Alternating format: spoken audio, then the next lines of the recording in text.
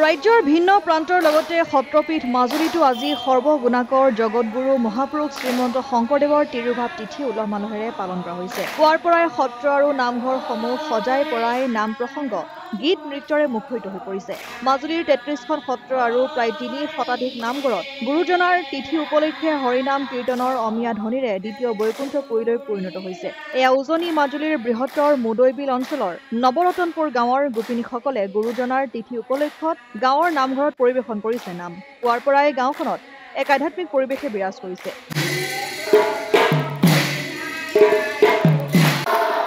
আজি জগতগুৰু শ্ৰী শ্ৰী শংকৰদেৱৰ তিৰুভাৱ তিথি উপলক্ষে নৱৰতনপুৰ হৰি মন্দিৰত পুৱাৰ পৰা নাম প্ৰসংগ চলি আছে। পৰম্পৰাগতভাৱে এই নাম প্ৰসংগ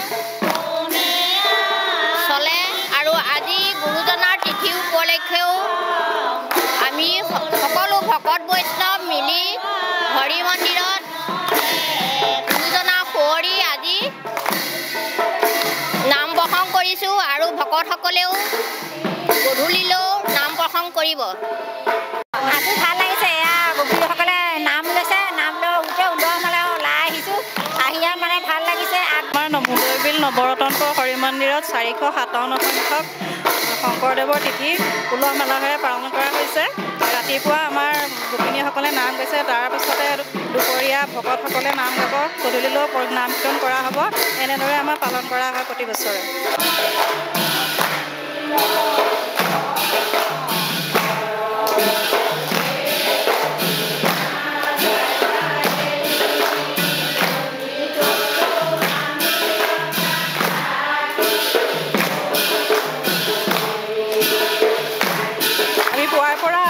সকলো বৈষ্ণৱসকল আৰু আমি গোপিনীসকলে লগ লাগি আজি গুৰুজনাৰ তিৰুভাৱ তিথি উপলক্ষে আজি প্ৰতিটো ভাদ মাহতে আমি এনেকৈ আয়োজন কৰি আহিছোঁ। আজিও আমি তেনেকৈ কৰিছোঁ।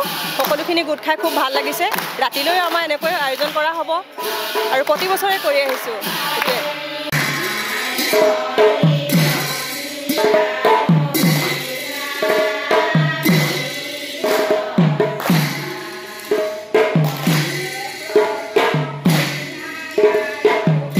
মাজুলীৰ পৰা বিকাশ শইকীয়াৰ ৰিপৰ্ট, অসম আদিত্য।